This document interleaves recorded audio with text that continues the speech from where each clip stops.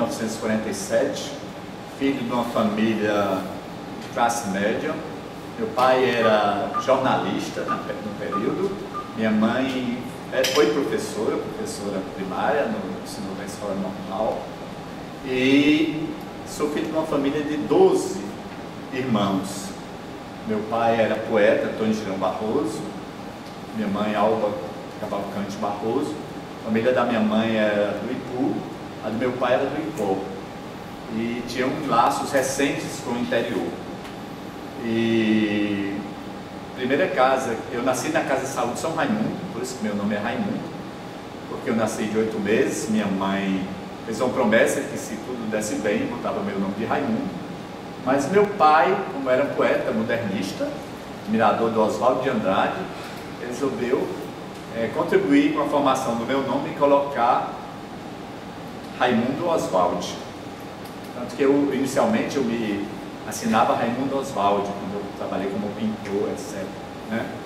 E a primeira casa que eu morei foi na Gonçalves Leite, mas eu não tenho muita lembrança dessa casa. A lembrança que eu tenho é que eu vivia nu. Eu tinha muitas coceiras, muita despereba, né, como o pessoal chama, e tinha que ficar sempre escaldando toda a minha roupa, e eu ficava sempre nu nessa casa, né? Tomei penicilina, isso foi uma novidade muito grande. Só que depois, quando a gente se mudou para uma casa de Soalho, na rua Pedro Pereira, atrás da igreja de São Bernardo, a gente descobriu que era uma alergia ao tijolo de barro que soltava um pozinho da casa da Gonçalves Ledo. Quer dizer, toda a minha nudez foi sem sentido, sem propósito, né? Era sem vergonha mesmo. Então, nesse período na Pedro Pereira, que era no centro da cidade, eu vivia muito na calçada, né, no Velocipe. Minha avó morava próxima, na General Sampaio, e lá tinha um quintal muito grande, muitas fruteiras, a gente ia passear lá, brincar lá, e nossa casa era uma casa muito pequena, e em frente tinha um bar chamado Frickstil, onde se reuniam os jornalistas da época. Sempre tinha uma bebedeira muito grande, muito barulho. E meu pai trabalhava nos jornais Correio do Ceará Unidade, do Diário Associado, que ficava na Senador Pompeu, bem próximo, né, lá de casa. E nessa casa foram se criando os filhos, não é? Nesse período, eu me lembro de um episódio que um tio meu era militar e levava algumas coisas lá para casa. Uma vez levou uma bala, deixou por lá e tal, e eu botei a bala numa caixa de remédio e ficava jogando na boca, e ficava jogando lá, e ficava jogando na boca, e até que engoli essa bala. E aí foi um Deus nos acuda muito grande, porque essa bala podia explodir no meu estômago, e eu tomei uns purgantes dados por um primo da minha mãe, que era o Milton, o Dr. Milton, e até que eu atirei, né? Detonei essa bala num pinico, para alívio de todos os parentes. E assim ia. A brincadeira nossa era brincar numa dispensa que tinha, com alguns brinquedos, e andar de velocípede na rua, ali na Pedro Pereira. Conheci e vi o centro da cidade. A minha avó morava próximo ao Cine Rex, onde nos finais de semana tinha umas matinês infantis, tinha os filmes de cowboy que a gente assistia sempre, né? E lá tinha um piano, na casa da minha avó, e todos os meninos lá de casa tinham que passar por esse piano, porque minha mãe tinha a esperança de ter algum pianista na família, e eu passei também. Só que as aulas de piano eram de tal monta, chatas, eram repetitivos, blém, blém, blém de acordes, que ninguém aguentou. Não teve um que desenvolvesse essa vocação, né? Teve uma que aprendeu violão, uma aprendeu um pouquinho mais o piano, mas todos abandonaram frente à chatice do método como era empregado. Mas eu voltaria à música depois, muito mais como letrista, né? E como um violonista amador. Eu quis aprender violão, mas eu queria primeiro era ser cantador de viola. E foi no período até que eu fui de uma prisão, que depois eu vou contar, né? Mas eu pensei que não sabia exatamente o que era uma viola nordestina, né? E comprei uma viola de 12 cordas, de cordas duplas. Cara, foi muito mais difícil. O pouco que eu tinha aprendido no violão, desaprendi nessa viola e nunca consegui ser cantador, né? E então lá nessa casa a gente foi estudar no Colégio Cristo, que era um colégio novo, Roberto Carvalho Rocha, que veio com método dos Estados Unidos, não sei o que, um método muito avançado, ficava aqui na Barão de Estudas, né, o Colégio Cristo. Primeiro era na Santos Dumont, uma casa, depois passou para Barão de Estudos. Mas nesse colégio eu não me dei bem, porque era um colégio de famílias abastadas. Lá em casa a gente tinha só uma camisa para a semana toda. E essa camisa, eu era muito raquítico, magrinho, amarelo. Meu apelido era Amarelão de Goiânia. E o pessoal me dava muito cascudo, tapa. Uma vez eu, brincando na casa de um primo meu, no aniversário, eu correndo nessas brincadeiras de corrida, enfiei o meu joelho num cano que estava cortado e meio enferrujado, e feriu aqui, e eu dei 4 pontos. Aí fui para a aula, mancando, né? E lá me deram uma cama de gato, e partiu os 4 pontos todos. E eu comecei a criar um horror desse colégio, né? Porque levava muito o que chama bullying hoje, né? Nesse tempo levava, era cascudo mesmo, né? Muito cascudo, tapa assim, o pessoal tirava o selo, né? Lá em casa tinha um negócio de cortar o cabelo como moda cadete, e aí haja selo do colégio, né? E eu chegava em casa e reclamava, mas não tinha jeito, a mamãe às vezes ia reclamar, mas não tinha jeito. Era, para você entender, era o filho do Bonaparte de Maia, do Sérgio Machado, era só gente de muito dinheiro, meus colegas de classe, né? Que era coisa da grande novidade. E lá em casa se fazia um esforço monstro para pagar esse colégio. Tinha uma caminhonete que ia levar e deixar a gente, e a gente já voltava, um dos últimos a ser entregues, porque a gente morava mais na aldeota, a gente morava no centro, e aí dormia nessa caminhonete. Então, na verdade, no Colégio São João, eu não tenho, ou no Colégio São João não, no Colégio Cristo, eu não tenho uma boa lembrança. Inclusive, minhas notas não eram boas, Tinha assim, a Luísa Teodoro, que era muito avançada, porque foi ela que recomendou minha mãe, porque a minha mãe era professora, né? Formou-se como professora. E tinham alguns colegas que eram professores, inclusive a Luísa Teodoro, que é uma orientadora assim, pedagógica. E a Luísa recomendou o Peixes, mas não sabia dessa experiência terrível. É tanto que o primário eu fiz no Peixes. Como não havia secundário, eu fui para o São João. O Colégio São João não, foi muito melhor. Tinha o Braveza, que é um grande educador. Os professores eram professores catedráticos do liceu, que me ensinavam lá, professores. Eu tinha um professor lá de física, não lembro mais o nome dele, que a aula dele era um discurso belíssimo, cheio de metáforas, era uma coisa linda, né? Eu me lembro desse professor meio magrinho assim, depois eu vou me lembrar do nome dele, mas é extraordinário esse professor de física. Ele conseguia interessar a gente pela física, né? Tal a oratória dele. E aí no São João sim, eu comecei a tirar nota melhor, me destacar, fui jogar vôlei, fiz um grupo de estudo do Politzer, né? Com os amigos meus, Delbrando Júnior, com Cláudio Correia Lima, que foi secretário de Planejamento do Estado, e fomos estudar filosofia, esse grupo de estudo. Porque lá nesse tempo eu já não morava mais, sim, do centro da cidade eu fui passar para a Dona Leopoldina, isso tudo antes dos 10 anos, voltando um pouco, né? Na Dona Leopoldina era um fim de rua, uma vila nova de casas, que no final tinha uma vacaria do seu Zé Pires, e um terreno baldio muito grande. E quando a gente chegou, nem calçamento tinha essa rua, era um estouro, né? E só tinha um lado da rua. E esse lugar foi muito bom, porque a gente, Riacho Pajeú ainda corria, a flor da terra, e a gente pescava no Riacho Pajeú. É ali entre Pinto Madeira e Heracto Graça, e ficava esse terreno. E a gente jogava bola nos terrenos baldios, caçava tirubina, caçava passarinho, pescava no rio, ia para as vacarias lá ver o leite, tirando leite. Tinha um touro muito grande assim na esquina que a gente ficava admirando esse touro enorme. E foi uma infância muito boa, muito interessante, solto no meio da rua, né? Porque lá em casa minha mãe era muito disciplinadora, mas depois que a gente fizesse o dever de casa, podia se soltar, né? E aí eles soltavam mesmo, né? Às vezes até demais. E então, cara, vizinha era a casa de um tio meu que era presidente do Ceará, me levava para o estádio para assistir o jogo.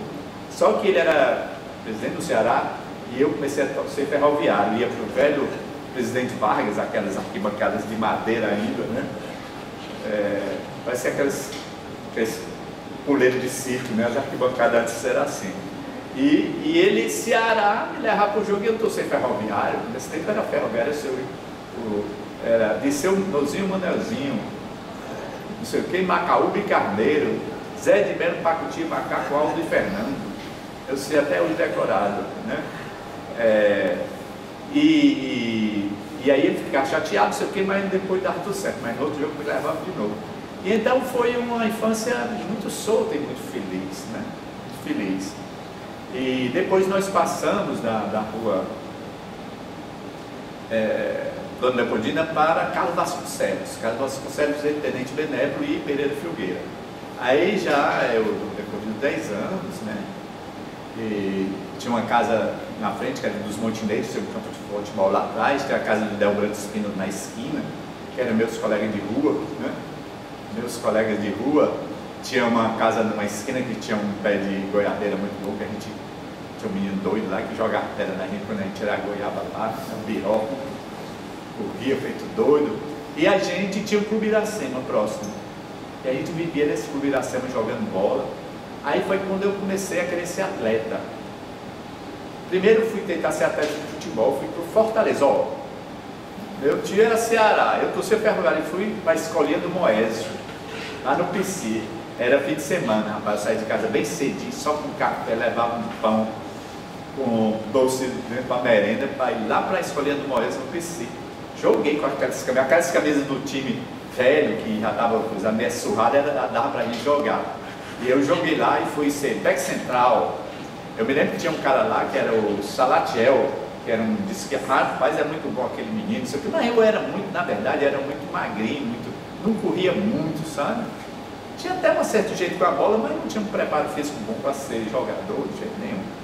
Mas eu fiquei um tempo lá e depois formaram um time de garotos maiores, aí eu sobrei, aí eu não fui mais não. Eu só ia quando não tinha pelo menos para jogar, né? Mas ainda joguei no teatro, no Presidente Vargas uma vez, com a camisa do Fortaleza. Aí do Fortaleza, aí eu fui ir lá eu fui querer ser jogador de voleibol. Voleibol não, primeiro tentei ser de basquete. Tinha no América, que era próximo na primeira casa da gente, uma escola de basquete para menino, que eu entrei lá e fui tentar jogar e tal, mas minha altura não ajudava, não dava para mim ser jogador de basquete. Aí depois eu fui querer ser de voleibol. Entrei numa escolinha lá no Náutico, joguei no Líbano, depois joguei no Náutico, joguei inclusive no campeonato cearense de juvenil, né? Mas aí comecei a querer ser portador, mas só dava para ser levantador, porque meu tamanho também não ajudava, né? E lá no Iracema a gente jogava muito vôlei, muito vôlei. Eu jogava bem, né? Tanto que eu fui convocado uma vez para a seleção juvenil. Mas só que nas vésperas, eu tinha sido convocado nas vésperas da viagem para Minas, para ir participar dessa seleção. Eu, voltando do Náutico, meio-dia, eu tinha 15 anos. 15 para 16 anos, quase 16. Eu fui atropelado. Eu vinha numa calçada, eu ia a pé, ó, lá da Carlos Vasconcelos para o Náutico, a pé, né? Não era perto, mas eu ia mal e voltava meio correndo. Só que eu vinha na calçada e uma rural subi a calçada e me emprestou no muro, quebrou minhas duas pernas, fratura exposta, que até hoje eu manco por causa disso, encerrou completamente minha carreira como atleta. Passei muito tempo acamado, foi uma recuperação dificílima, porque infeccionou tudo, os caras fizeram uma barbaridade, engessaram com as feridas abertas, engessou tudo, fiquei no pronto-socorro particular, né? E eu me lembro que o papai ficava sempre, foi meu companheiro, às vezes vinha também o Caetano Chimenez Aragão, que era médico, ficava lá com ele, ou ficava só comigo, mas o papai foi o mais sacrificado, ficava quase, pediu até licença para ficar me acompanhando lá, né? E doía muito, eu sentia muitas dores, porque latejava, a infecção fechada era muito terrível, né? E o cara, quando ia fazer os curativos, rapaz, parecia que minha perna se acabava, porque puxava toda a casca da ferida, era dolorosíssimo. Até que um dia eu saí de lá e fui para casa, lá na Carlos Vasconcelos. E aí, um dia chegou e eu tomava muito remédio para dor, né? Um remédio pesado para dor. Até que um dia os caras foram fazer o curativo e eu pedi a minha irmã, deu um cacete aí. Aí eu botei assim perto da cama, porque eu não podia nem ficar de lado.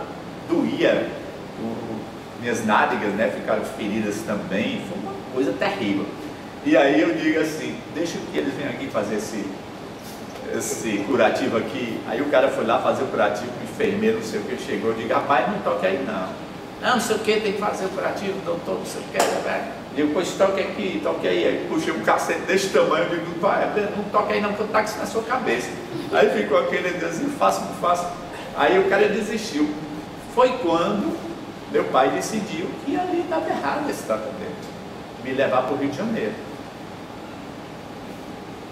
E foi minha salvação, porque eu ia perder as pernas, né, completamente.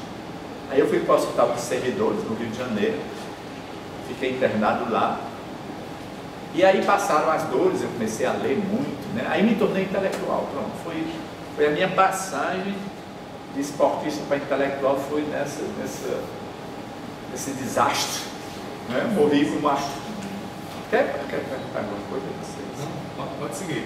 Aí eu, no Hospital dos Servidores, foi interessante, porque eu passava um tempo internado e a outra ia para casa. Isso foi em 64, exatamente em 64. E quando não estava internado, ia para casa de um tio meu que morava no Leblon, próximo da praia.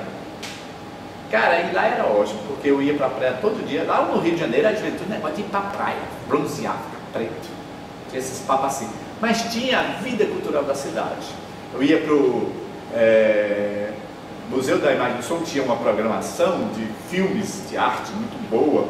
Eu para esses programas de auditório, então aqueles festivais, aqueles programas de auditório da Record, não sei quem, eu fui para todos.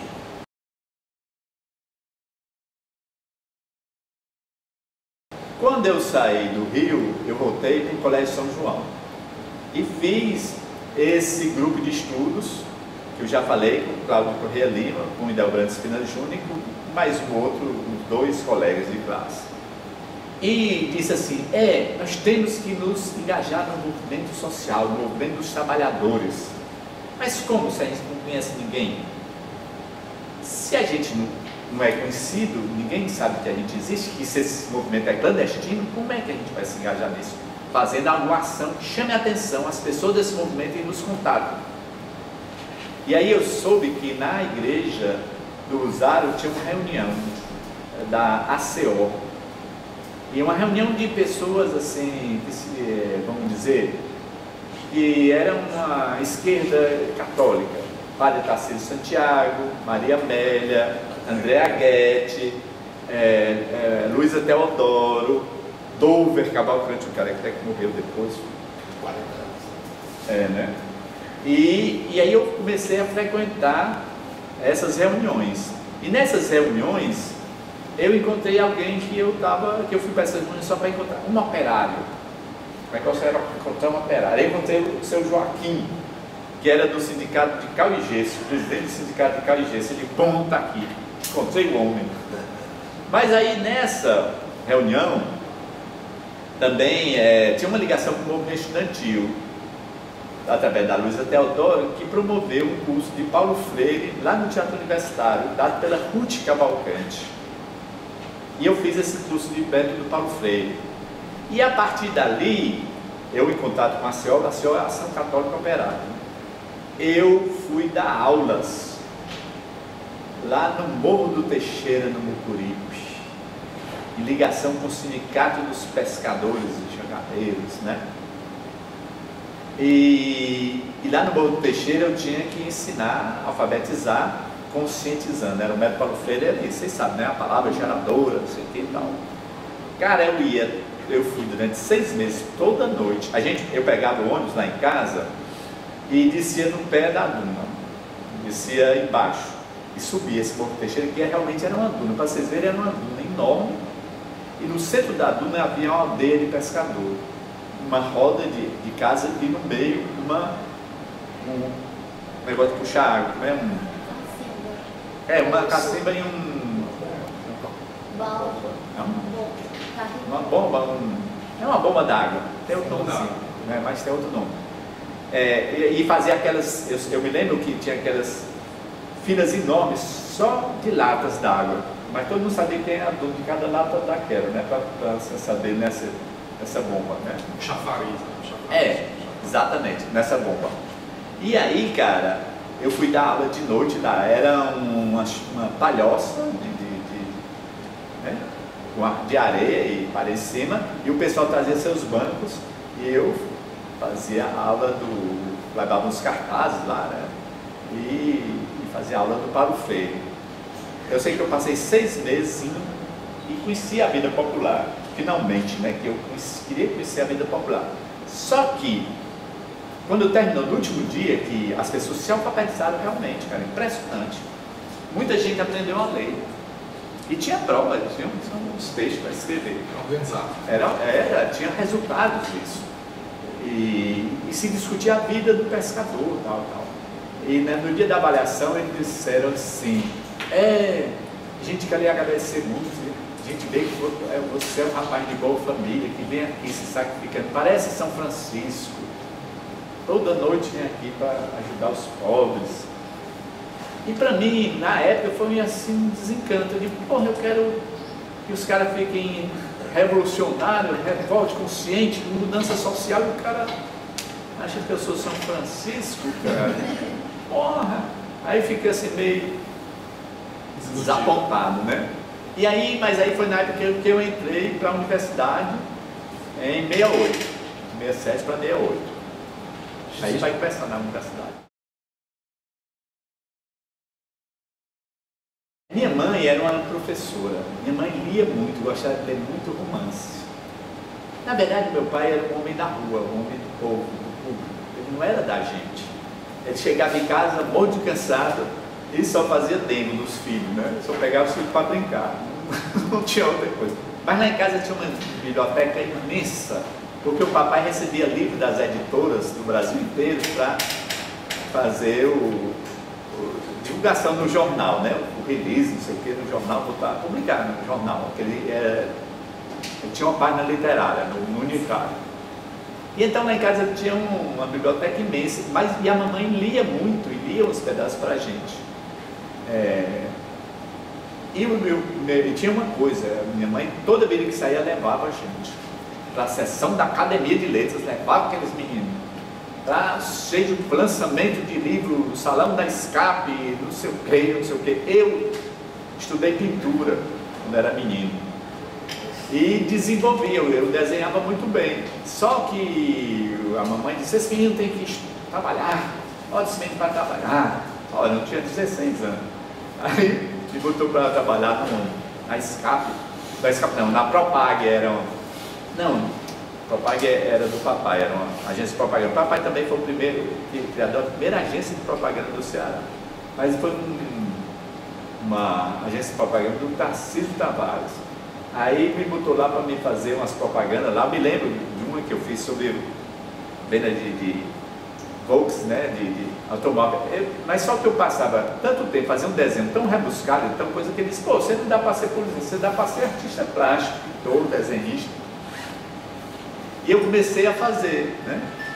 Quando eu fui fui atropelado, então eu me dediquei completamente a isso, a pintar. Eu pintava diariamente, pintava muito no nosso hospital, em todo canto, né? Pintava, fui pintor. Participei de salões de abril, Salame do Novo, ganhei Salame do Novo. Estava com uma carreira promissora, né? Fazia desses retratos também de pessoas e desenhava bem. Estava com uma carreira promissora. E quando entrei na universidade, saí por isso. É tanto que meus quadros começaram a passar até um tema assim. Quando deu o AI-5, o papai mandou esconder meus quadros, rasgar uns, esconder, que era tudo revolucionário, ou queriam ser, né? Não sei nem se era, né? Mas é porque retratava a vida popular, às vezes assim, movimentos de atitudes de mão fechada, assim, né? Ele achava que isso era perigoso. Porque depois a gente foi morar na Praça da Bandeira, Praça ali da Pelotas, né? Que chama a Faculdade de Direito, né? Vizinha à antiga Irapuru, que depois se transformou no DCE.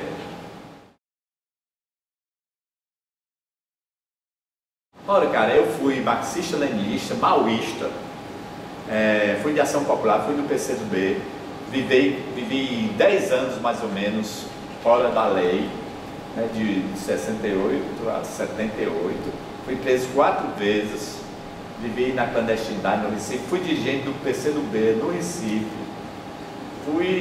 vivi intensamente tudo isso. E minha irmã, uma prima minha, morreu no Araguaia, né? E o que eu percebo é o seguinte, que as pessoas daquele período, quando foram poder, viraram outra coisa. Porque foi através das manifestações, não sei o que, da influência das alianças, blá, blá, blá, blá, blá, né? E passaram, já se pensava, eu acho, erradamente, que quem decidia o mundo era a economia e a política, né? Até hoje se acha, né, que negócio de arte, de futebol, pop, é desnecessário. O negócio é economia e política, né? É quem decide o mundo, quem alavanca o mundo, ou então o mercado, como se acha hoje.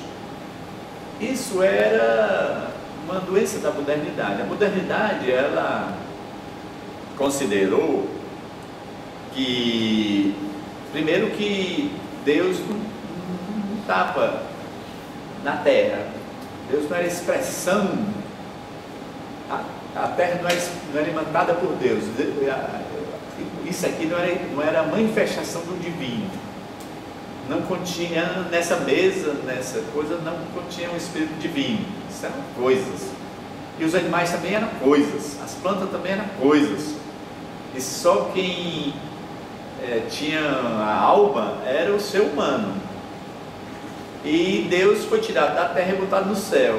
Só que com a modernidade e com o humanismo e iluminismo, o ser humano foi botado no lugar de Deus, e a ciência se transformou na religião. Só é verdade o que é provado cientificamente.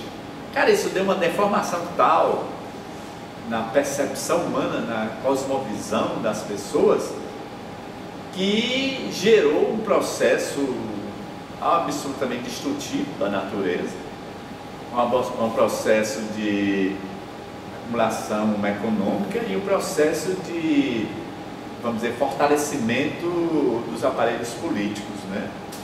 Quando essas pessoas, se você consegue o poder através de uma guerra, você acredita que a força é quem resolve, você vai lá para cima e continua a usar a força, né? Se você acredita que é a economia que move o mundo, você vai apostar tudo na economia, o resto vem como consequência, né? Se você acha que os operários, olha, os operários são coitados, são escravos, né? Sendo escravos, o trabalho deles não tem nenhuma imaginação, são trabalhos repetitivos, mecânicos. Como pode gerar um grande imaginário? Não pode, cara. É uma prisão aquilo.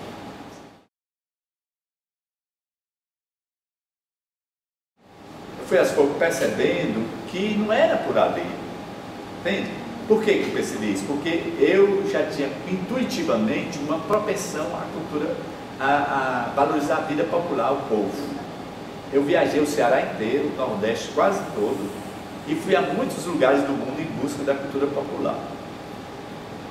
Para falar nisso, eu fui até a Albânia saber como era. Teve um tempo que eu percebi que o farol era a Albânia, fui lá saber como era. Um paísinho de artesano, cara. Até legal, porque é uma vida muito simples, muito... Eu acho que até legal a Albânia. Se não fosse a Albânia era ótima. As mulheres lá, fui para uma fábrica de tecido, de não sei o que, bordado. Pô, legal a mulher lá. Uma fábrica quase manual, parecia as daqui do Ceará, entende? Mas era ótimo, não era ruim, não. Entendeu? O problema é que depois que quiseram crescer economicamente, haja destruição. Né? E então, cara, eu percebi muita vida popular. Quando eu vivi nesses lugares, olha, eu vivi na clandestinidade, eu vivi primeiro aqui, no Jardim Guanabara e no Jardim Iracema. Eu morei quase um ano numa casa em que o cara era um padeiro e a mãe vinha de Camucinha, era mulher de um pescador, e a filha era castanheira da Cione. A casa era uma casa de taipa, o chão era de barro batido. A gente morava em rede. Teve um dia que eu tirei 10 bichos de pé do meu pé nessa casa. E ela era uma moça muito nova, muito bonita, que tinha 2 filhinhos de um cara que deixou ela e jogou fora. E ela ia manhã cedo, acordar de madrugada, passando, voltava de noite, e muitas vezes ela desmaiou no caminho, de tanta fome, de tanto sofrimento. O nome dela era Hélia. E eu namorei com essa menina, né? Uma das primeiras namoradas minhas foi lá. E ela era linda. Mas muito nova. Rapidamente ela envelheceu, deve ter envelhecido, se acabado, né? A tal vida levava, né? Tinha os olhos verdes, e morei também no Recife, em vários bairros populares. Morava no último no Jordão, mas morei na Água Fria, morei em muitos lugares e tive muito contato com a vida popular. Morro era o Mandu, Alto do Mandu, que morei. Meu vizinho era meio doido, assim, engraçado. E a gente vivia, e eu vivia de artesanato. Aprendi a trabalhar com artesanato de couro e vivia artesanato de couro vendendo nas boutiques. Eu também fui vendedor de confecções. Tinha um amigo nosso que era operário, né, tecelão, que a mulher dele fazia confecções, ele arranjava tecido, a mulher fazia confecções e eu vendia. E eu vivi muito tempo assim, né? Contato com a vida popular. Isso me deu uma familiaridade com a vida popular. E depois disso, eu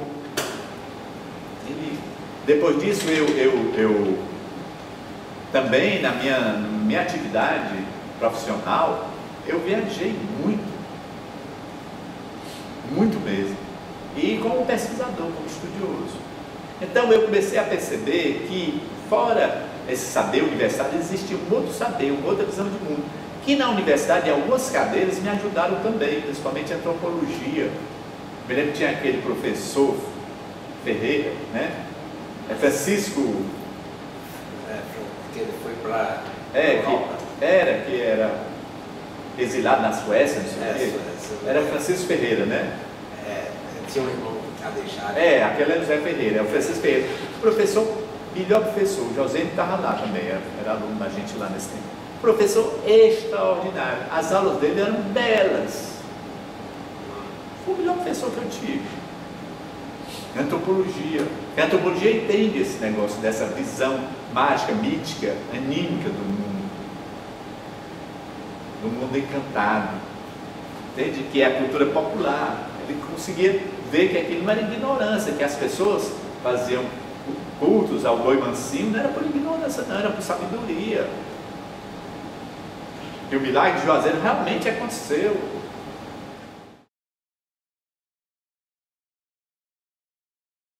Eu conheci com muita intimidade a vida e o pensamento popular, que é um pensamento que foi fruto de uma evolução de centenas de milhares de anos. Para a humanidade descobrir que existia Deus, foi muito tempo. A humanidade percebeu o mundo espiritual, as trocas de energias, né, os encantamentos, coisa que a física, que a ciência foi descobrir um dia desse, com a física quântica, com o taoísmo, né, que foi aprender com o taoísmo, para aprender que o que existe é o nada, é um grande espírito, tudo é manifestação dele, e tudo é subjetivo, não tem verdade objetiva, não existe isso, isso é uma falácia, entende? Aí eu fui mudando, cara, fui percebendo que essa modernidade foi boa por um lado, porque criou muitas máquinas, né? Aprendeu a fazer muita coisa que não fazia antes, automatizou muita coisa, inventou esse negócio de internet, Facebook, YouTube, né? Que é legal, mas isso é um fazer, não é um saber. Uma medicina mais ou menos, que não resolveu minha dor de cabeça, o que resolveu foi com a acupuntura, né? Que eu passei 8 anos me tratando dessa medicina alopática e quase morro, né? E resolveu foi a velha sabedoria milenar chinesa e indiana, né? É muito mais sábia, né? O resultado de centenas de milhares de anos de evolução espiritual da humanidade. Como é que isso pode ser jogado fora? Como é que pode tocar fogo nas bruxas lá? Um dia desse tocaram fogo numa bruxa lá da América Central, porque a mulher ficava enfiando umas agulhas nos bonecos, não sei o que, e tocaram fogo na mulher. Aí o cara da acupuntura diz: também não tem um boneco aqui, e eu vivo enfiando umas agulhas aqui, vão tocar fogo em mim? Entende? Então, e aí eu me aprofundei, aí eu fui querer descobrir o mistério, aí entrei na arte, entrei no teatro. O teatro o que é?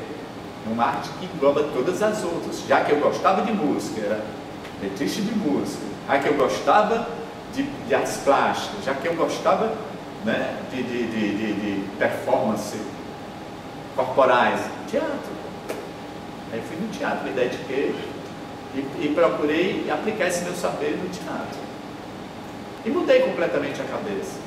Eu acho que esses movimentos atuais ainda são muito poucos, e dificilmente eles vão evitar uma hecatombe que se aproxima, né, do desastre da humanidade, por causa do problema ecológico. Mas é uma esperança de um novo projeto civilizatório, de um novo futuro. Eu acho que não é a violência que resolve, eu acho que é a gente mudando as mentalidades, mudando o modo de viver.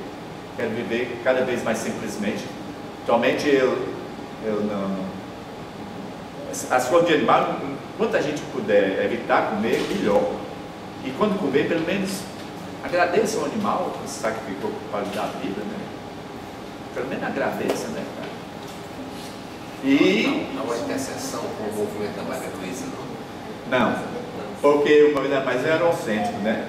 E é racionalista, eu não sou. Aquelas teorias daqueles caras eram absurdas. Aí ela ainda defende contra a barbárie. Como é que eu posso ser contra a barbárie? Pelo humanismo? Como é que eu posso ser pelo humanismo? Ele não ministra o movimento da Maria Luísa. É atrasado. Eu sou do lado dos bárbaros. O bárbaro é que estava razão. Eu sou do lado dos vândalos. Os vândalos é que tinham razão. Que estavam sendo invadidos e perseguidos pelos romanos. Por que eu vou ser contra a barbárie? Por que eu vou ser contra os vândalos? Por que eu vou ser pelo humanismo? Não sou pelo humanismo, ao contrário. O centro do mundo não é o homem, o centro do mundo é o planeta. O homem deve servir ao planeta e não se servir dele. Então, não tem nada a ver aquele negócio. Eu achei legal elas fazerem uma comunidade, eu acho que é. Minha irmã também faz uma comunidade e tal. Mas em outros moldes, né? Em comunhão com a natureza, com os outros seres, e não repetindo o que o sujeito lá da Europa diz. Eu acho uma babaquice aqui, me desculpe. Eu digo bem para a Rosa. Rosa, eu não sou aqui. Como é que eu posso ser contra a barbárie, Rosa? Já vê isso. A Rosa foi nossa colega, né? Inclusive, Maria Luísa foi nossa professora. A Maria Luísa, nossa professora. Pois é, eu acho legal morar no sítio.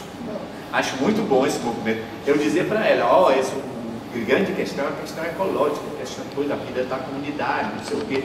Eu dizia, façam isso, esse negócio de vocês aí. Né? Até que eles diminuíram o negócio de contra a barbárie pelo humanismo, até que diminuíram isso aí. Isso foi um equívoco total, isso foi que levou a esse desastre. O ser humano, o centro do mundo. O ser humano não é o centro do mundo. O ser humano está para servir ao planeta. O ser humano, o mais que pode ser, é uma inteligência do planeta. Agora, os outros seres também têm inteligência. Tudo. O pessoal fica dizendo, mas só o ser humano faz não sei o quê. Nunca vi.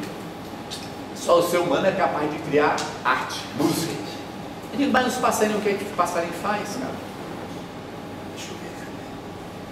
Não canta não, que diabo é isso? Aí eu disse, não, só o ser humano é capaz de arquitetar sua morada, não sei o quê. E o que é que as abelhas fazem, não sei o quê? Não tem nada. Não tem nada que o ser humano faz que outros seres não fazem. Não tem nada. Nada, absolutamente nada. Nunca foi provado. Não, porque anda erecto. Nunca foi anda erecto também. Entendeu? Não existe isso.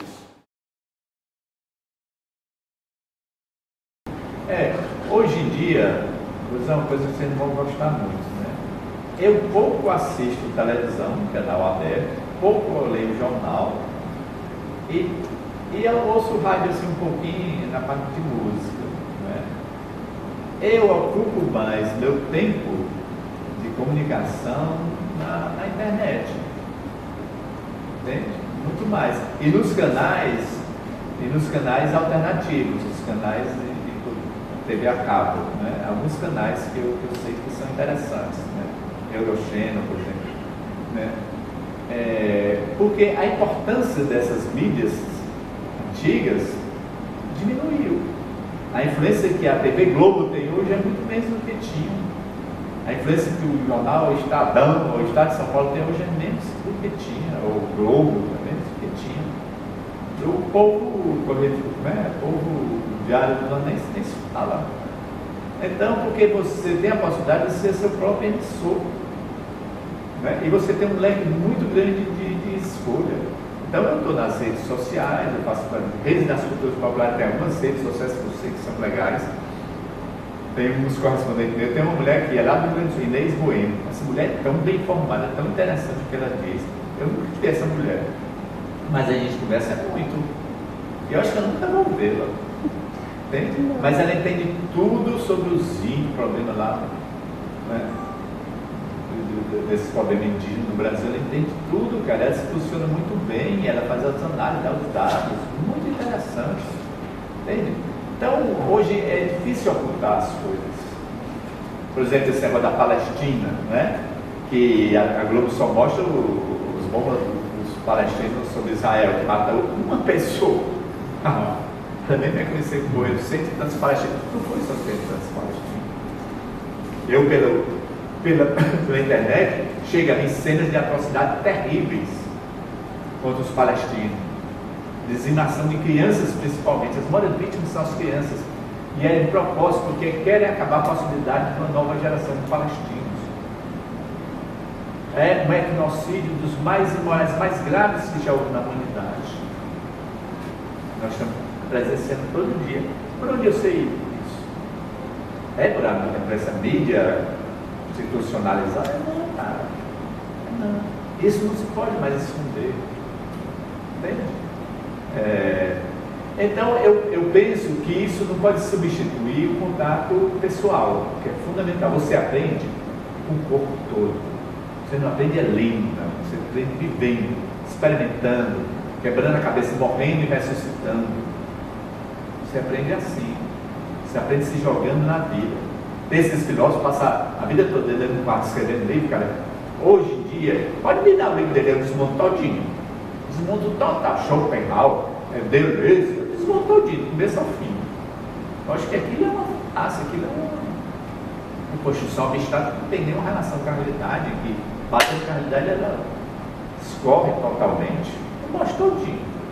Mas para isso, eu precisei viver isso tudo. E não tem conveniência de defender tal posição ou tal posição. A música do Adinato, primeiro você deve viver, que é para depois poetar. É mais fácil da sua vida uma poesia, né? Eu acho que meu pai era considerado um poeta na vida, ele escreveu pouco. A gente vai publicar agora as obras completas dele, que está fazendo 100 anos, estaria fazendo 100 anos, centenário dele. A obra completa dele eu acho que não dá 300 partes. Mas todo mundo dizia, ele era um poeta na vida, ele vivia como um poeta. Ele era a poesia viva. Então, eu não faço diferença entre poetar e viver. Né? Basta dar sua vida em poema. Entende? Isso aqui é lindo. Isso aqui fica, isso é gruda, isso não esquece. Né? Hoje eu estou esquecendo de muita coisa, mas por quê? Porque tem que caber outras. Eu não vou poder acumular tudo isso. Tem prioridades. Tem coisa que eu não me lembro, não sei de quem, não sei de quem, cara. Não me lembro não. Mas dá porque está ficando velho, não, quer ter.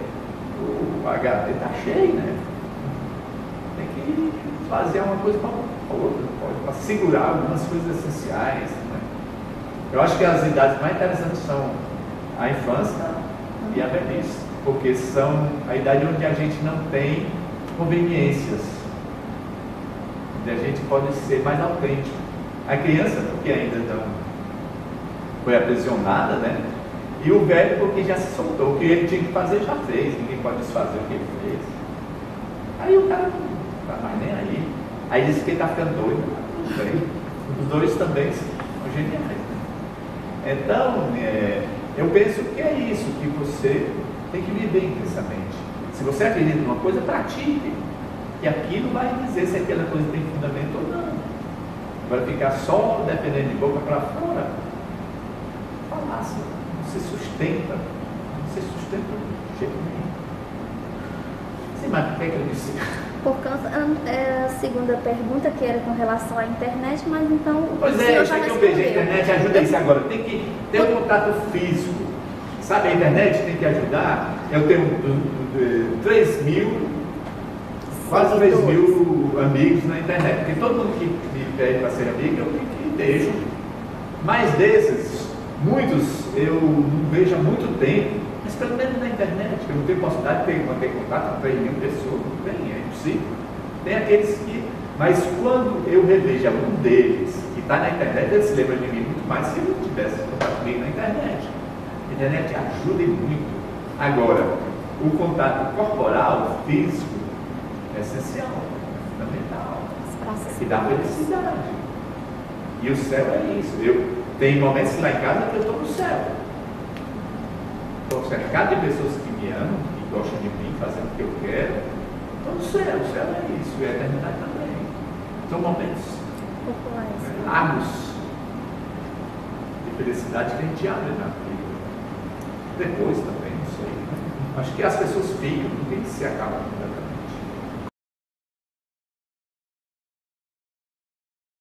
Você acha que tudo saber científico é superior e a coisa que não foi provada cientificamente você sustenta e você quer impor essa racionalidade, você quer controlar a imaginação das pessoas, né? A cultura popular é herdeira de uma cultura de centenas de milhares de anos e foi construída pela humanidade. Então é uma cultura de uma sabedoria extrema.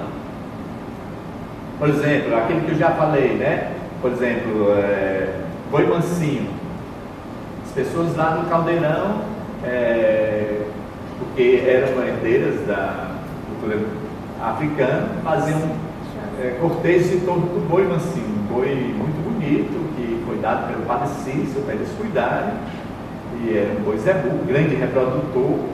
E por que é que eles faziam esse cortejo com o boi? Para celebrá-lo, cultuá-lo, porque o boi, ele melhorava o rebanho produzido, e do boi se sabe, tudo serve, tudo presta, tudo se retira, até o berro, né? Até a dor que se transmite, né? Quando ele morre, né? Aquilo fica. Então, embora que eles comessem, né? A vaca, a filha do boi, matassem, mas eles agradeciam, eles reconheciam esse sacrifício. Entende? E se eles pudessem, eles não comiam. E por isso se fazia esse cortejo. Agora os caras disseram que isso era ignorância, que era não sei o que, fetichismo, não sei o que. Eles mataram o boi, prenderam o viado e acabaram bombardeando o lugar todinho, que era uma comunidade próxima, muito bem organizada, muito que se vivia muito bem. E aí está a ignorância aí. Com a prova da Beata Maria de Araújo foi o mesmo. O fato se repetiu 23 vezes pela mão de muitos padres, circunstâncias a mais diversas. Aí um vem dizer, vamos ver se é verdade mesmo, segura a boca dela aí, enfia a hoxa, aí nem sangrou. Esse é o Jesus me disse que a hoxa não sangrou porque o padre que me deu a comunhão estava em pecado mortal. Claro que estava, não é? Uma pessoa fazer uma violência dessa, onde é que está a estupidez? E essa estupidez toda é cometida e reproduzida. A cultura popular, né? Não sei se já falei aqui, estava falando do José, faz 8 anos que eu estou com dor de cabeça. Uma dor de cabeça é cefaleia em salvas, que vem por causa do mau funcionamento do mecanismo que detona a dor de cabeça. A dor de cabeça geralmente é sinal de que alguma coisa não está funcionando bem no organismo. Só que essa não, é o mecanismo que detona a dor de cabeça e não funciona bem, detona sem ter motivo. Fui a médicos e médicos, os maiores catedráticos, grandes cientistas, gastou um dia também. Dei remédio, que tem um remédio que eu tomei, que eu comecei a me bater, fui parar no hospital. Eu disse, não vou mais tomar esse remédio, joguei por fora. O que é que está resolvendo? A acupuntura. A acupuntura é baseada nos preceitos científicos da racionalidade moderna de jeito nenhum. É uma arte milenar, popular, oriental. O cara enfia exatamente no sistema nervoso, no sistema de funcionamento das transmissões, o cara enfia umas agulhas, neutraliza não sei o quê. E vai neutralizar esse mecanismo que detona essa dor de cabeça, cara. Onde está a ignorância aí, meu? Entende? E eu estudei muito esse saber tradicional nos livros e principalmente com os mestres, com os pajés, os curandeiros, os detentores dessa sabedoria, e sempre tem um fundamento extraordinário. E agora é que a ciência começou a perceber com esse negócio da física quântica. Não sabia, por exemplo, que o que existe é o nada, é o vazio. Porque esse vazio é Deus. É uma energia inteligente. Que é Deus, que ordena as coisas. Que tudo é manifestação dele. Porque o que existe é o núcleo é uma partícula insignificante que às vezes aparece só como uma vibração no quadro. E o que existe é o nada. E você percebe, eu percebo um jeito, você percebe outro, você percebe outro. Né? Há muitas percepções. Qual é a percepção verdadeira que existe? O que existe é o nada. E aí? Como é que você vai se sustentar? Eu que estou com a verdade pronta. Não, isso é subjetivo. Para mim, é bom que a explicação seja essa. Para você, é bom que seja essa. Você não pode impor minha explicação aos outros. Música, sou professor do curso de música. Se ensina que a música é feita dó, ré, mi, fá, sol, lá, si, e pô, só existe esse som no mundo.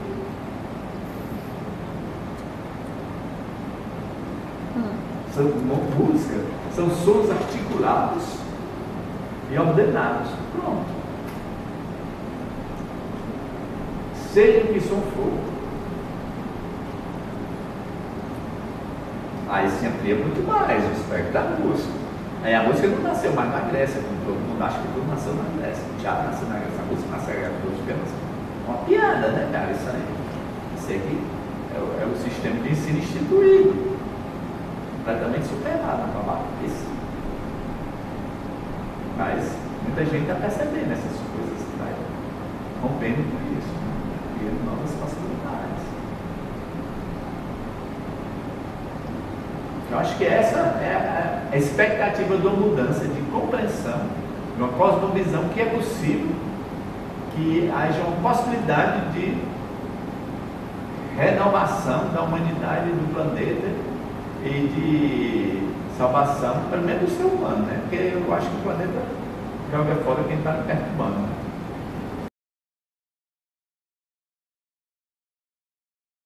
Se eu descrever as 4 prisões que eu tive, principalmente uma que eu tive no quartel da Polícia do Exército, na Praça 13 de Maio, no centro do Recife, ao lado do quartel da 4ª Região Militar, né?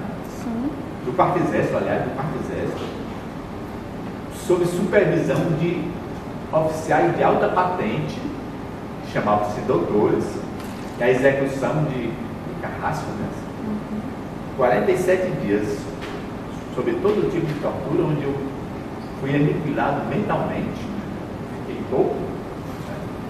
Como uma saída, porque eu dizia assim, ou você entrega até quem não fez nada, você entrega ao seu pai, ou você morre. Qual é a sua saída? O sonho, a loucura, sair de si. Foi essa saída que eu achei. Agora o problema é depois como voltar-se. O que aconteceu com o Freitito, ele nunca voltou a ser. Eu consegui voltar a mim através do sonho. Porque eu sonhava com aquelas e vencia os torturadores no sonho. Aí foi limpando minha cabeça, limpando.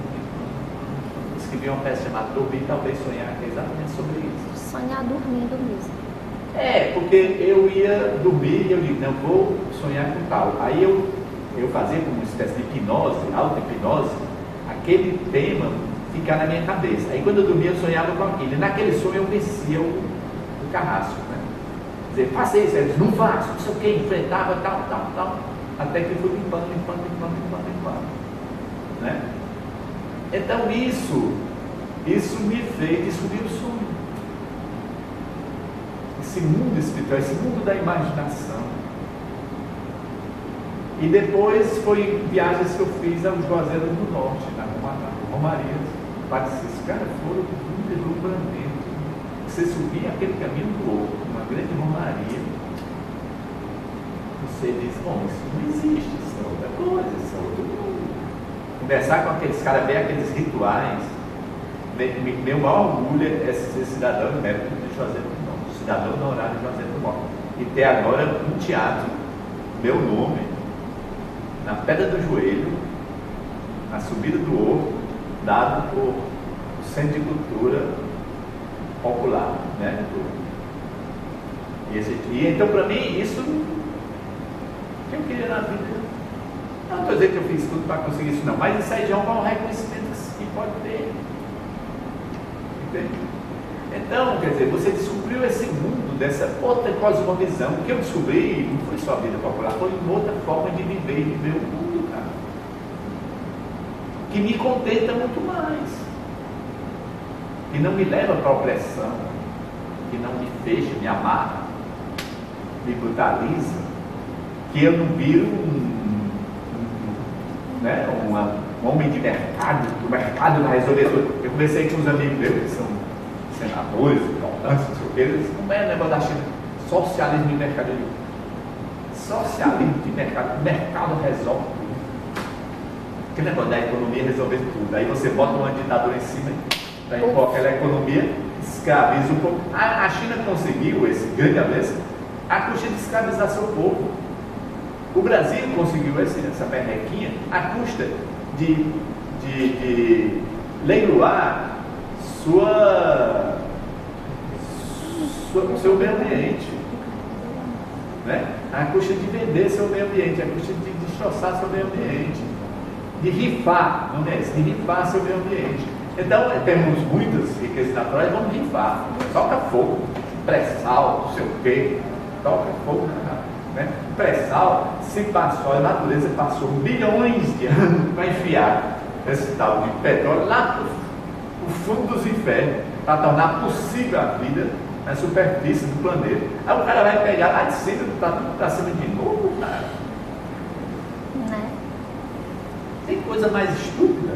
Um país onde tem o maior país tropical do mundo, né? Que tem a capital solar, só uma capital solar sem falar à noite, né? Só o sol. Entendeu? Quer dizer, estupidez absoluta. As cidades, eu fui agora, morava ali na Princesa Isabel.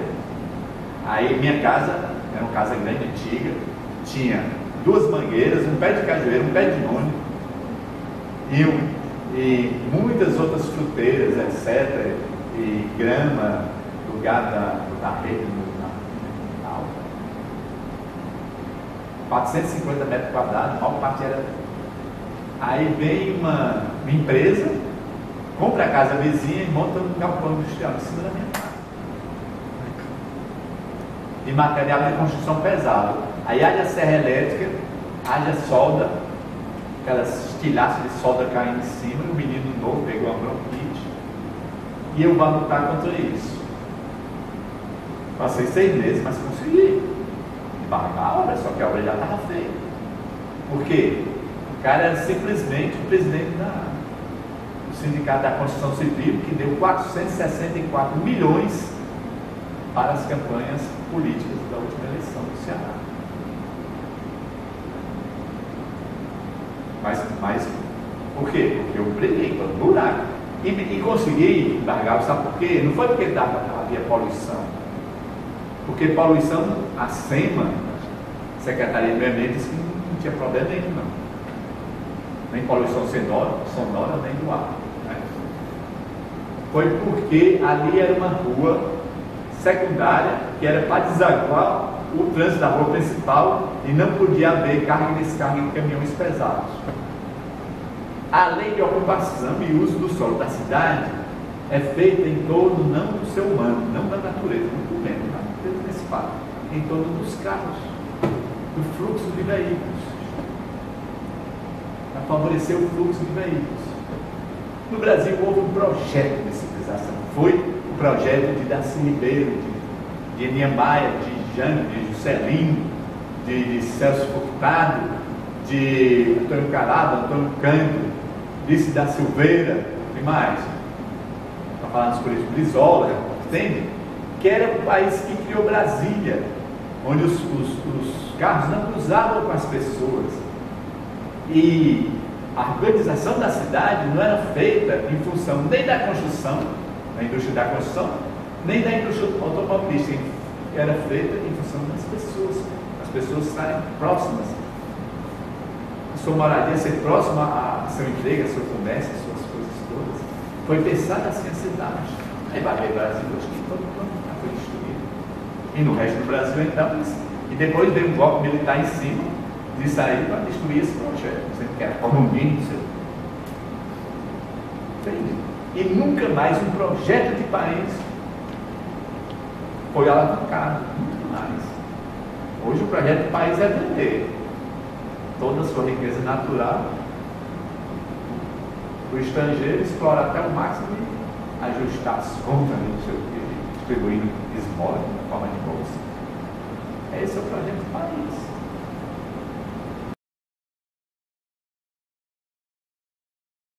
Eu participei das manifestações de junho do ano passado e fui com a minha mulher e foi muito interessante, eu senti de perto e compartilhei os sentimentos daqueles jovens, que eram os mesmos sentimentos meus, o mal-estar geral em relação a essa civilização em que a gente vive.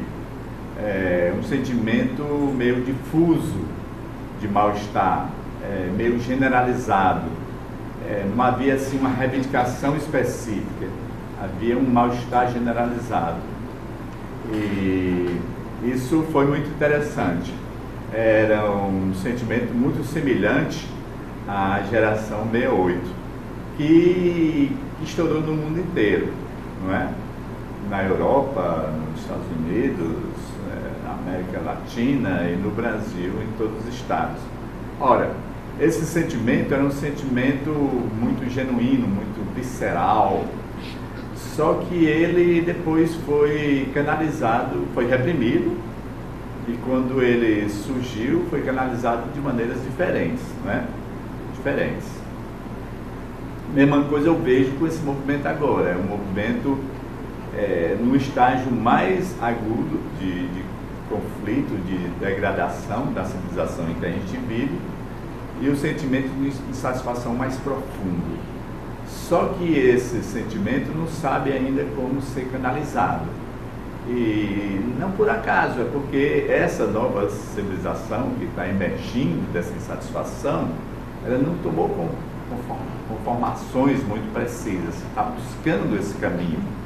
Porque se sabe que os caminhos anteriores não funcionaram, né? Os caminhos das revoluções, dos grandes movimentos, da tomada do poder e etc. não funcionaram. E é um desafio muito grande saber que caminho novo é esse. Me parece que no sentido da insatisfação esse jovem é o mesmo. Inclusive, ainda digo mais, que o caminho que se buscava naquele período é o mesmo caminho que se busca hoje. E o jovem o que? Se expressava no modo de vestir, buscava uma alternativa de sociedade para essa sociedade atual. E eu digo mais do que uma alternativa de sociedade, é uma alternativa de projeto civilizatório.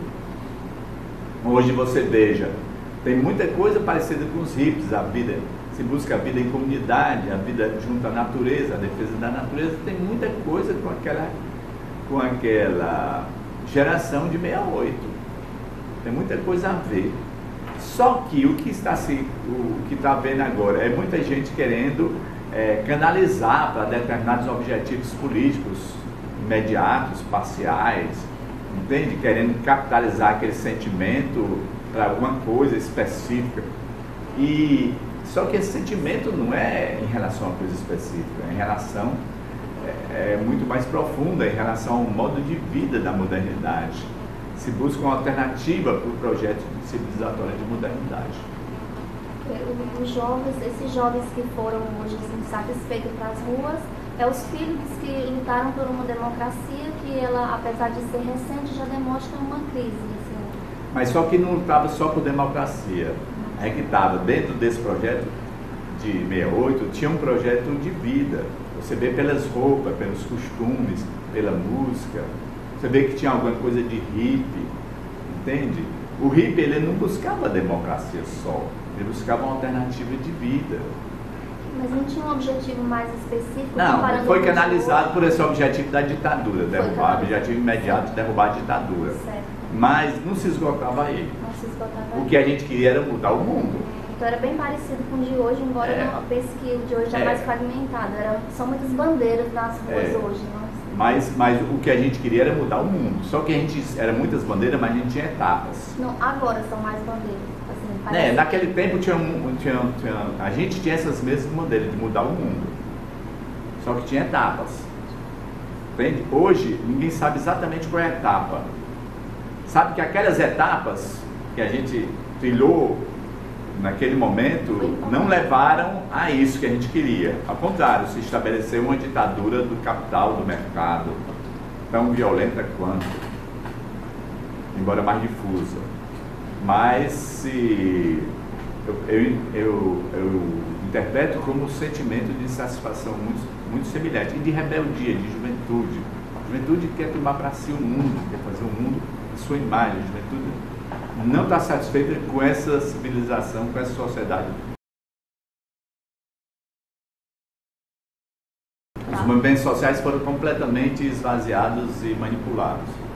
Eu acho que esse movimento, os movimentos sociais mais interessantes que eu acho é os assentados, os indígenas, os quilombolas, a MST, Via Campesina, são movimentos que se relacionam com o retorno do homem à natureza, à terra, ao chão, a visões de mundo mágicas, míticas, a visões de mundo não racionalistas. E esses movimentos são os que subsistem, são os mais interessantes.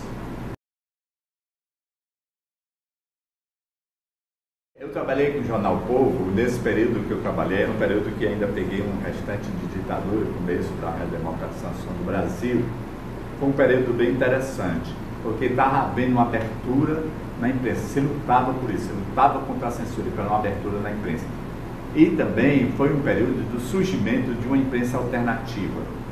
Tinha um Pasquim, o Opinião, tinha, como é o nome do outro, o mais interessante, eu me esqueci do nome agora, Movimento, o jornal Movimento. Eu inclusive escrevi para o jornal Movimento, né, que era muito bom.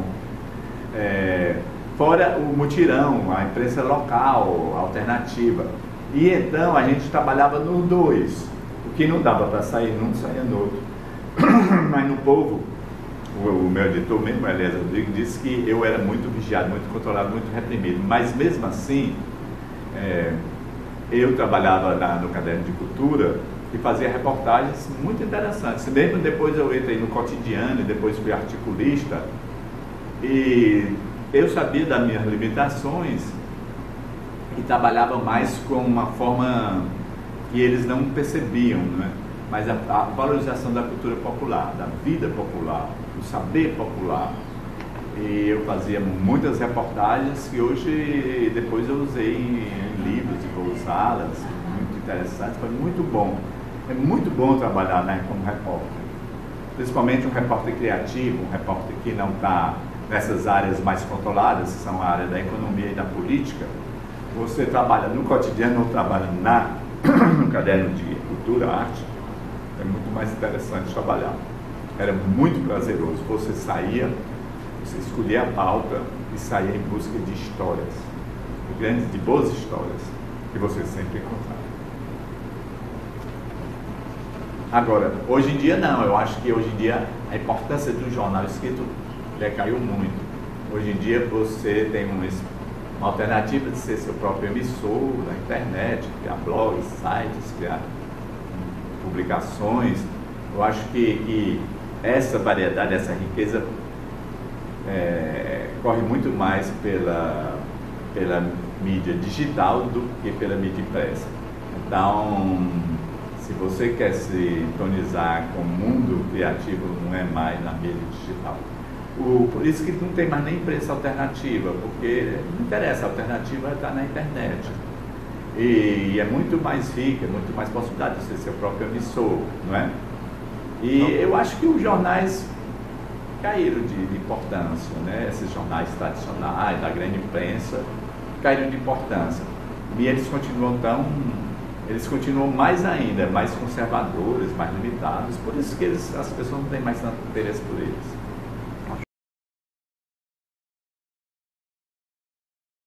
Quando eu fui diretor do Teatro Zé de Cá, foi num período muito privilegiado, porque foi na reinauguração, primeiro mandato do Tasso, havia um movimento para mudanças, havia toda uma luta contra os coronéis, e a secretária de Cultura é Violeta Reis, que é uma personalidade internacional, uma pessoa de uma cultura extrema, de um bom gosto e de uma informação e também de um prestígio muito grande. Então a gente não queria mais do que o melhor, o bom e o melhor. E abriu muitos espaços. Tinha uma vida intensa o Teatro Zé de Cá. O teatro, além de ter equipamentos físicos renovados e muito bons, tinha uma vida intensa, né? E eu renunciei à direção do teatro quando eu vi que não podia levar à frente essa mesma política. Preferi sair do que ficar sem poder fazer o que pensava, não é? E eu acho que a quantidade de equipamentos, de casas, de cultura, de edifícios públicos ligados à própria Secretaria de Cultura é muito grande. E a maior parte deles não funciona a contento. Há uma política que é muito usada na gestão cultural, na Europa, na França, em outros lugares, de você abrir os espaços para ocupação por projetos de grupos, né? de ONGs.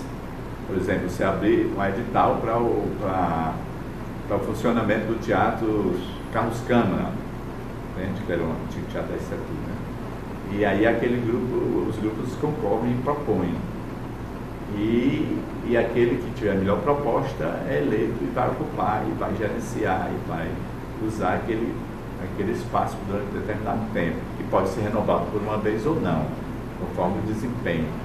Então, resolver esse problema, porque tem muitos grupos sem espaço para funcionar e muitos espaços públicos ociosos que poderiam funcionar assim. Você acha que alguém poderia fazer essa ponte aí? É o Estado que tem que fazer essa cultura, que tem que fazer, abrir editais. Isso é uma política conhecida, pelo menos desde a década de 80, no mundo, faz porque não querem mais isso. E não custa muito fazer isso.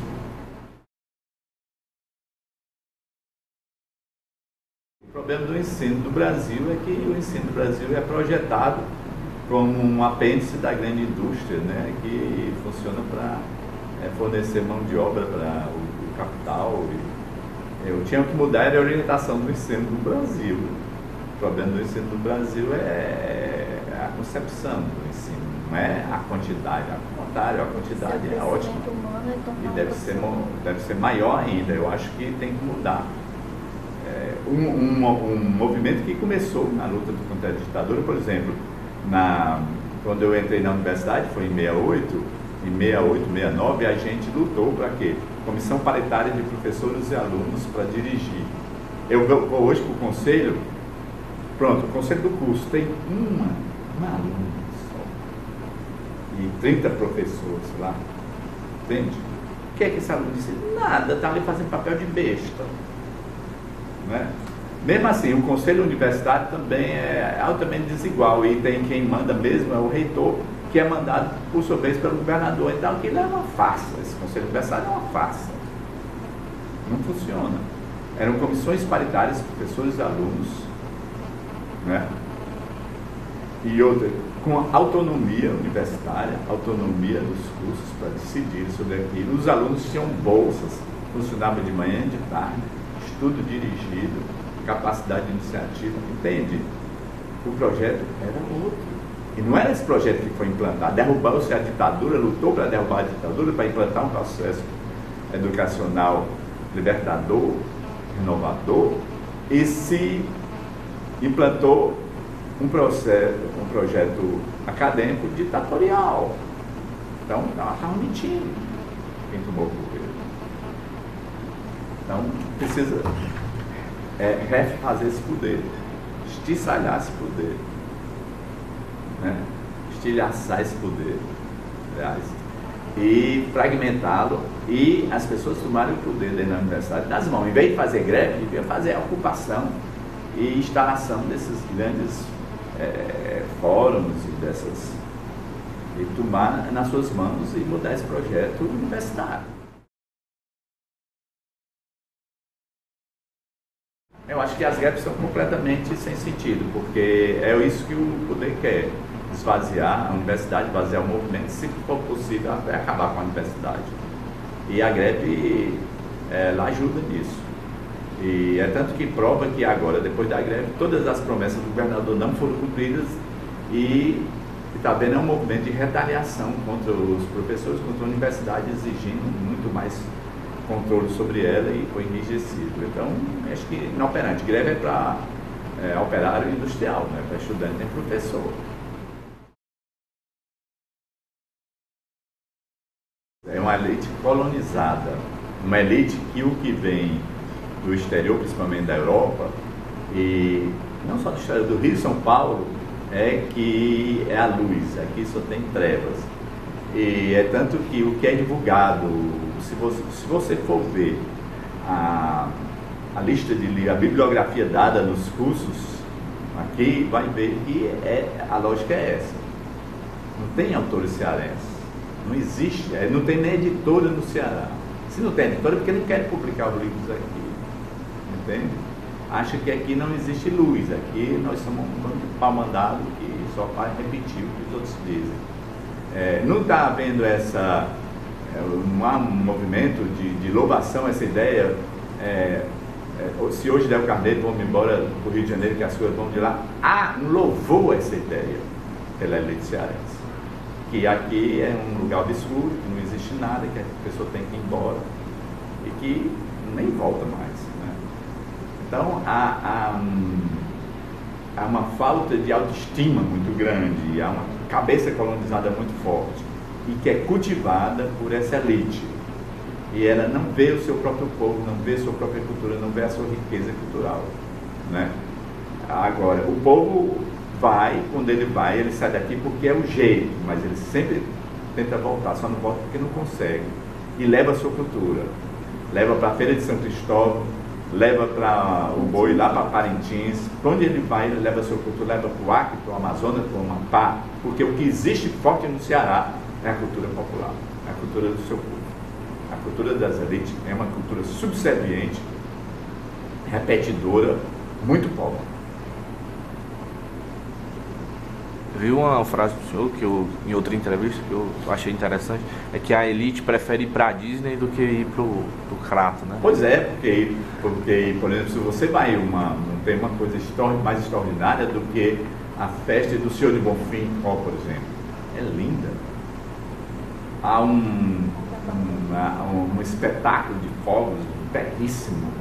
Quer dizer, as pessoas não conhecem isso. Não conhecem a festa do Pau de Bandeira, de Barbalha, não conhecem a festa de São Pedro de Camusim, que é uma procissão marítima linda e que não perde essas procissões belíssimas, passa o mundo encantado. E a Maria de Juazeiro e de Canindé nem se fala, né? Então, no Ceará tem uma cultura linda, belíssima, diversificada de várias regiões diferentes, né? E de várias etnias que as pessoas não conhecem, desconhecem, vão para a Disney imitar o Pato Donald. Mas é a pobreza cultural da elite cearense. É uma elite de arribistas, quer dizer, pessoas comerciantes de varejo que está mudando de estoque a todo momento, não acumula nada, não sedimenta nada e faz o papel de terra arrasada, sempre começando tudo de novo, né? Pois é, e mudou até o brasão da cidade.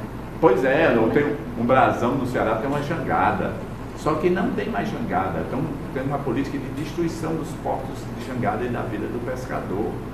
Quer dizer, eu propus fazer um museu vivo no porto de jangada do Mucuripe, mas foi a ideia mais rechaçada que eu já vi, porque eles querem ali transformar aquilo numa marina para iates, para as pessoas, saveiros, para as pessoas passearem, vendo nem sei o que, porque estão destruindo tudo que é para ser visto, né? Até a natureza, que diabo é que esse pessoal vai ver, né?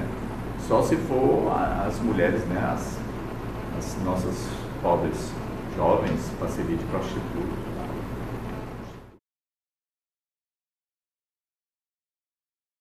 E um sistema perverso que tem um espaço muito pequeno para atuação, que polda, né? E você tem que estar preocupado com a eleição, com a luta pelo poder. Minha opção foi descrever e valorizar e mostrar a riqueza e a beleza dessa gente a partir da sua cultura. E nisso valorizar esse povo, essa gente. Não é uma atitude assim só de, vamos dizer, de caridade, é uma atitude de enxergar a luz na vida popular, né? A política, meu pai era político, foi fundador do PSB aqui no Ceará. Ele foi candidato a vereador 2 vezes, a vice-prefeito 2 vezes. A gente fazia campanha distribuindo chapa nas ruas. Eu ficava lá de casa quando eu tinha 5 anos, distribuindo chapa. E depois ia nos fichamentos para ele. Mas para que ele fosse eleito precisava de muito dinheiro. Ele era uma pessoa popular, um jornalista, poeta, boêmio, escritor, né? Tinha ideias políticas anarquista lírico, né, como ele dizia, mas não é desse povo que a política é feita. A política é para quem ambiciona o poder e o dinheiro. E o que leva a conseguir as eleições é o poder e o dinheiro. Ele não tinha, né? Por isso que eu acho que a política não é o caminho. Eu acho que é antipolítico, né? A fragmentação do poder, o poder nas comunidades, nas pessoas, representação direta. Eu acho que o caminho é por isso. É uma política, porque se a política é entendida como a arte de disputa do poder. Mas se eu quero exatamente fragmentar o poder, como é que a política vai ser? Né? Se a política se tornar arte de fragmentar o poder, desfazer o poder, enfraquecer o poder, aí eu entro na política.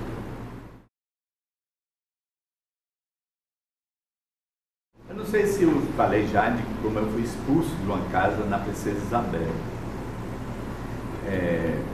E eu fui expulso por instalação de um galpão industrial vizinho à minha casa. E entrei em todos os órgãos da justiça, no Facebook, fiz um movimento de 6 meses, junto com a minha família, contra essa agressão, não é? Que a poluição entrava de forma sonora e pelo ar, né? Pelo ar da solda e das faíscas, né, e também pelo barulho da serra elétrica sobre o metal. E consegui embargar essa obra não porque ela provocasse agressão ao meio ambiente, mas porque ela estava instalada numa rua que, segundo a lógica do uso e ocupação do solo da cidade, é uma rua para desaguar o trânsito das ruas principais, é uma rua secundária. E nesses lugares não pode haver carga e descarga de caminhão de grande porte. Na cidade, pela lei de uso e ocupação do solo, legalmente, em primeiro lugar vem os carros, em segundo lugar vem os prédios. As pessoas vêm em terceiro. Os animais, as plantas, o meio ambiente, não vem em canto nenhum, não existe. Então, essa lógica é uma perversa, uma lógica destrutiva. Entende? E Fortaleza vive essa lógica. Quando você vai pegar a Praça Portugal e dizer que aquilo não vale nada, que está atrapalhando o trânsito, você está privilegiando os carros, não é?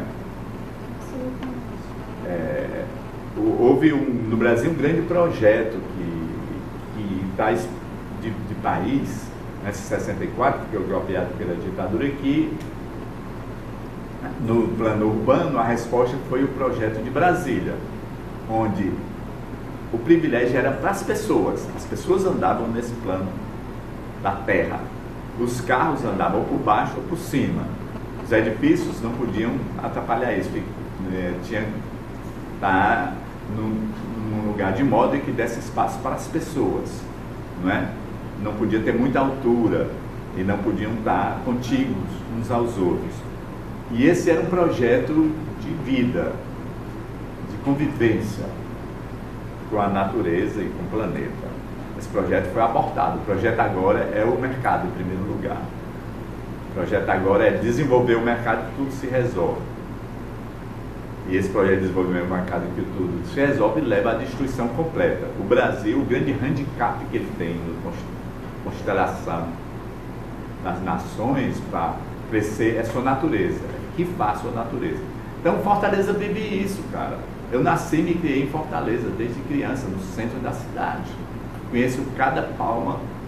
Era para mim conhecer cada palma dessa cidade, porque eu digo aqui eu vou lá de casa, que é no Benfica, para o Teatro Zé de Alencar, que é no centro, tem 10 lugares onde eu morei, estudei ou trabalhei.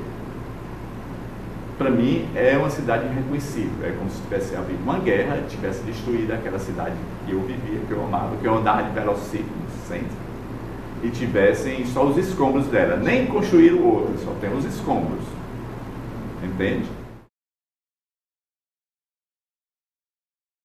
O meu projeto de vida agora é fechar as publicações. Eu tenho uns 3 livros inéditos, já prontos, né? Um sobre dramas, outro sobre máscaras e outros sobre a cultura cearense. Tem algumas poesias, peças de teatro, fortuna crítica inédita, críticas, né, de arte inédita. Teve tempo que eu trabalhei no jornal como crítico de arte. Mas eu estou querendo agora fazer um grande romance com vários volumes, né? Um épico que funda, que junte a minha história com as histórias que eu vi, criar uma grande aventura, né? Eu estou colhendo material, estou organizando material para escrever esse livro. E com isso fechar meu ciclo, né? Meu ciclo de escrita, né? Pelo menos de coisas maiores. E meu sonho é com que cresça esse movimento de retorno à natureza, às comunidades, que retorna a vida como centro do mundo, o planeta como centro do mundo. Eu trabalho muito agora em favor dos animais, das plantas, inclusive de uma vida pessoal que englobe isso. Eu acho que a mudança começa com a gente mudando a vida da gente, né? E irradiando essa mudança para seu entorno.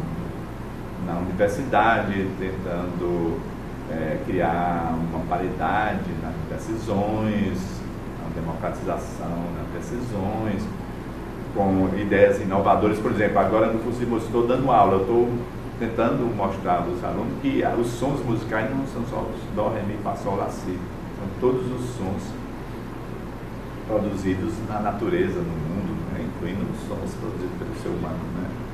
E que esse é o nosso acervo com o qual a gente tem que trabalhar para criar música, né? E faço agora mesmo, as pessoas fizeram gravações, criaram peças musicais com esses sons, né? Estou tentando mostrar que você toca num instrumento não é só com os dedos, nem com a boca, é com o corpo inteiro. Está criando agora uma disciplina de a performance cênica na música, que veja a performance do músico como um todo, que quem está emitindo a música é fundamentalmente o corpo do músico. O instrumento é um apêndice, é uma extensão, né, do seu corpo. E se a pessoa não está imantada da energia daquela obra, sai uma coisa mecânica, que uma máquina pode fazer melhor, ele pode ser substituído pelo melhor, né? Vai ser uma máquina falha, porque o corpo humano se for ser lido como uma máquina, é cheio de falha, né? Não funciona tanta precisão assim como uma máquina. E essas ideias é que eu vou tentando passar para os meus alunos, né? Informá-los, mudá-los, mudar essa visão, mudar essa cosmologia, né? E isso é que eu tento fazer. Como valor de mercado, os livros que têm menos informação são os que vendem mais. Quer dizer, os que vendem mais são os livros piores, né? E esses livros, você vai na prateleira dos mais vendidos, ou da prateleira que abre a livraria, é a escória, né, da literatura que está lá, né? É horrível. E no Ceará não tem editoras. As editoras que tem, você tem que conseguir um recurso para pagar. Não há para a criação artística, intelectual, se o critério for o mercado, está muito ruim, né? Porque esse é o pior critério que pode existir, é o critério de mercado. Por exemplo, você escreve um livro em 2 anos, 3, no máximo, né? Para publicar, dizem que para publicação de tese de doutorado, por exemplo, a média são 7 anos que você consegue publicar depois que escreve. E o doutorado, né, você passa 4 anos, né? Então você veja que uma coisa complicada, né? Isso não é a minha pessoa, eu até consigo mais porque eu batalho muito, mas no geral as pessoas têm muita dificuldade de publicar. Fora aquelas teses que nunca, a grande maioria nunca é publicada, nunca. Se sendo 7 anos você não conseguir publicar, você não vai publicar mais nunca. Segundo o pessoal e a estatística do pessoal. Então é muito difícil, né? Por isso que eu vejo, se você investe na internet, eu tinha um site, botava meus livros todos lá, mas aí começou a ficar caro, né, o site. Aí é um blog, é porque eu não tenho tempo de organizar um blog melhor, mas você pode botar o livro no seu blog, até com ilustrações, tudo isso. É muito melhor do que querer publicar. Mas é porque a gente ainda tem um apegozinho ao livro publicado, você pega na mão, leva para o lugar. É para levar o laptop também, mas, né? Eu acho que as novas gerações vão ler livro no laptop. Ou então no pendrive, ou no iPad, no celular. Estão lendo livro no celular, né? Esse é o futuro, né? Isso é bom para as árvores, né? Que não precisa mais derrubar tanta floresta,